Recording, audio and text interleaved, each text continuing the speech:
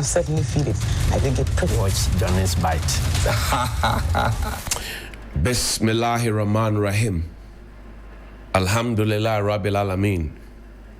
Hasbunallah wa ni'mal wakil. The Lord is my light and my salvation. Whom shall I fear? And yea, though I walk through the valley of the shadow of death, I will fear no evil, for you art with me. The rod and thy staff, they comfort me. Thou preparest a table before me in the presence of my enemies. You anoint my head with oil, my cup runneth over. And surely goodness and mercy shall follow me all the days of my life. And I'll dwell in the house of the Lord forever and ever. Assalamu alaikum. It's Tuesday, and welcome to Johnny's Bite. Let me begin by saying a very big thank you to all of you, my friends and family, and those near and dear to us who made time to call and were looking for me and finding out where I was, etc. I was on a short break, only 10 days, very, very short break. But thank God for life, thank God for good health, thank God for energy, and thank God for longevity. And we are back to serve our motherland again and to serve you again. So thank you so much. We appreciate it. Again, I want to say a very big thank you to the men of God particularly, right, who also shared words of prayer, and big brother Kwame Edu and all those men of God who came and they prayed with me and spoke and, you know, inspired me and all of that. We want to thank them very, very much indeed. Let me also say thank you to Sonar Fashions in Tamale. He's in Kuko, and you can reach him on 0246 590162. That's 0246 590162. And we will get to connect you, and then you get a chance to also benefit from the good attires that he makes. But this morning I come with 3 simple questions, and that's going to be my sermon for this morning. Only 3 simple questions, because I don't want to bore you with a lot of stuff. I just returned, so I don't want to bore you with a lot of stuff. The first question I want to ask this morning, having said thank you to the men of God, thank you to my brothers, thank you to Sonar Fashions, and thank you to everybody who reached out to find out, and even on social media, find out how I was and where I was. I only took 10 days out of my leave days, only 10 days. So let's calculate it that way. Now, let's begin the conversation this way. The Member of Parliament for Okaikwe South, Ernest Adomako Keon, he also reached out at some point. And we just want to say good morning to the Member of Parliament. We look forward to that one-on-one conversation that we want to have with him. But my first question this morning is, where is Mr. Ken Ofori Atta, our former finance minister? Sixtus, put a picture up there. Where is he? The OSP told us that they had declared him a person that is wanted. His wife and family came to tell us that he was on medical treatment.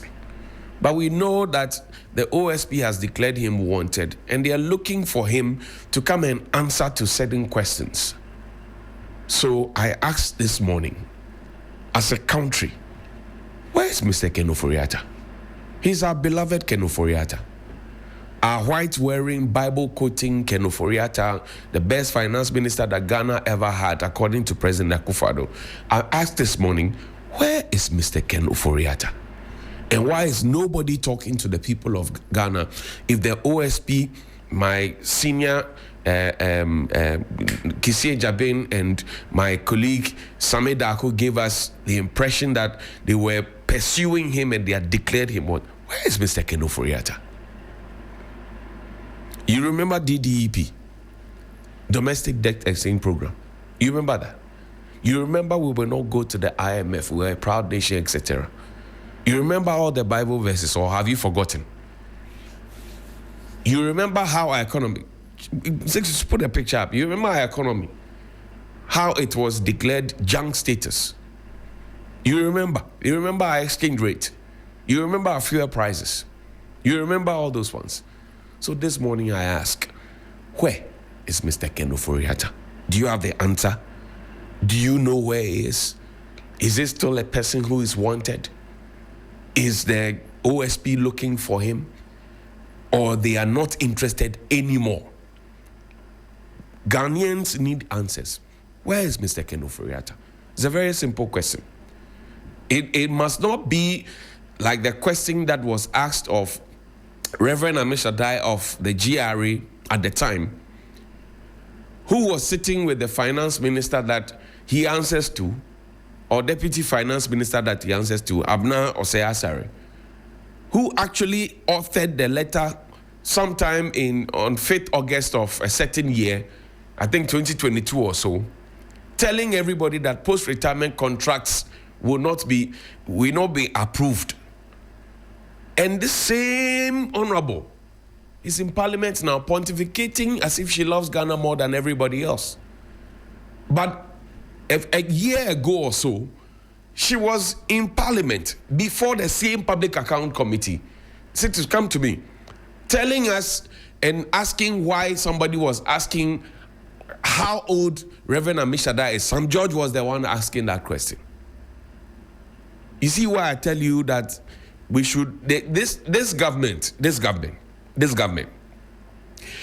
if they go back on their words on post-retirement contracts, because I know and I've heard how some people want to get back into the system. Recently, G-Tech had to come and write about the UCC vice chancellor and come to say that, look, he has to leave office. And I say there are many more of them. Sometimes when you finish the program, you get some elders and senior citizens who call you and tell you, oh, don't put their pictures up, But it hurts. If you're a young person looking for employment and you have none, and you find that somebody who has worked for 30 years, 35 years, some 40 years, still hoping and wishing that they will be at post, it hits your heart. It's a travesty of the nation. And it's painful. Look, I'll tell you another painful thing. Since you show me the fire tenders, we took our country's money. We went to procure these fire tenders. They have never sold before. They have never worked before. In fact, the firefighters tell me that the tunics, they have fire tunics, right? That they use to fight fires. And the tunics are with the big boys at the top and big girls at the top. And they have to recycle theirs. They have no personal ones. Somebody actually bought his for £800 from the UK. We spent money to buy this. In fact, 2 of them. They have never worked. They have never worked. If you talk to a firefighter, if you know a firefighter, ask him what Kumkum Baja is. It's not the telenovela you watch. Kumkum Baja is actually one of the fire tenders that they use. You know, a couple of them that were procured. It is typical Kun, Dogon, bomb. If you ask any fire officer what Kumkum Baja means, they will tell you. If you have a friend who is or a family who is a firefighter, ask them. Now, show me the letters. And I want the executive summary before. The equipment was carried out in 2 days, 19 December 2020 and 22nd December 2020 at the Ghana National Fire Service Training School at Jamestown in Accra. The major discrepancy noted was that the driving unit supplied was not consistent with the specification provided.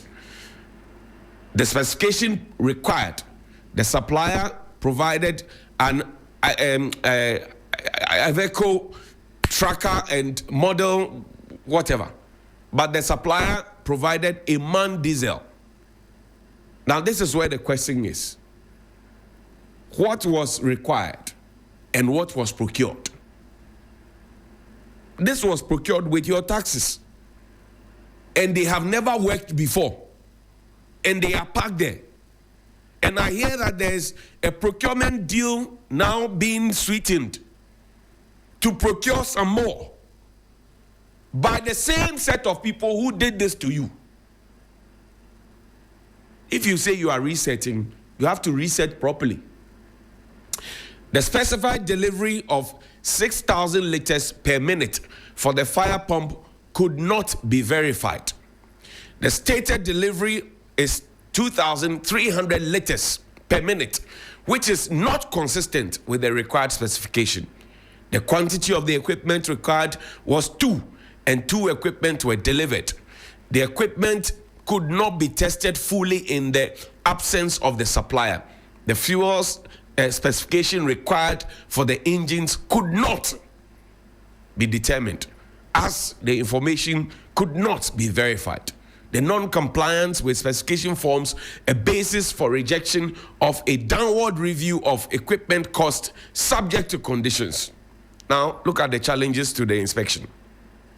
The supplier, Yotech, was requested to provide a representative to walk the inspection team through the inspection, but did not. This made it difficult to confirm some specifications and carry out some tests, as the equipment has not been received. What are the conclusions? The equipment does not meet the specifications required. They are malfunctional on the equipment with chassis number so and so. This was procured with your money. They have given us recommendations. I won't waste my time with it. But I'm telling you that the payment, let's look at the notes. Payment must not be made for the equipment because they do not meet the required specifications. The equipment must not be used, and the supplier must be officially invited to retrieve the platform from Ghana National Fire Service premises to avoid any claims by the supplier while there is no conclusion. Warranty must be renegotiated to commence only after final negotiated agreement. Now, why is this important? Just find me the other fire service letter. Why is this important? This is 2020. In 2020, 5 years ago, when we complained about health and safety in this country, 2020, somebody went to buy bomb and came to deliver it, and it has never worked. 2020, somebody went to buy bomb and it has never worked. And there's not one person, it's a group of people. And those same group of people are regrouping to go and buy another bomb. Now let's read the letter. This is a letter dated 24 January 2019. The managing director, Yotech Enterprise Limited, Tema. Procurement of 2 hydraulic platforms for Ghana National Fire Service. Your letter dated the 21st of January 2019 on the subject above refers. I wish to confirm a choice of a man diesel chassis for the 2 hydraulic platforms. Kindly take note and act accordingly. Thank you. Edwin Echo Blankson, Chief Fire Officer. Does he have a question to answer? I don't know. But if you look at the, the number of fires that you have in recent times, and you also pay attention to the fact that you don't have fire stations in many places, and you take money to go and procure equipment that cannot be used.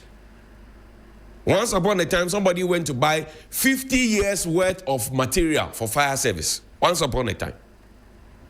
As we speak now, fire officers, like their police counterparts and prisons and immigration counterparts, are not being paid their rent allowance as we speak now.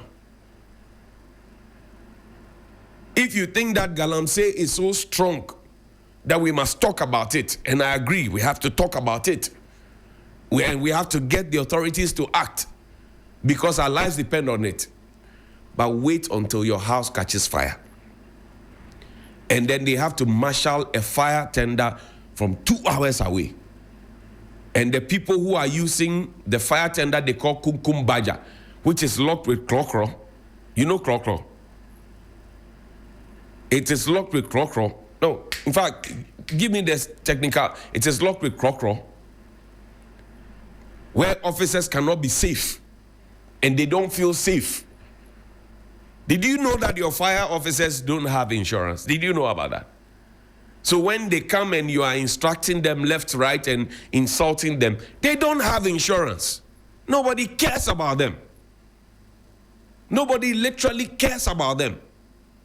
They don't have insurance. Elsewhere, they take care of those people.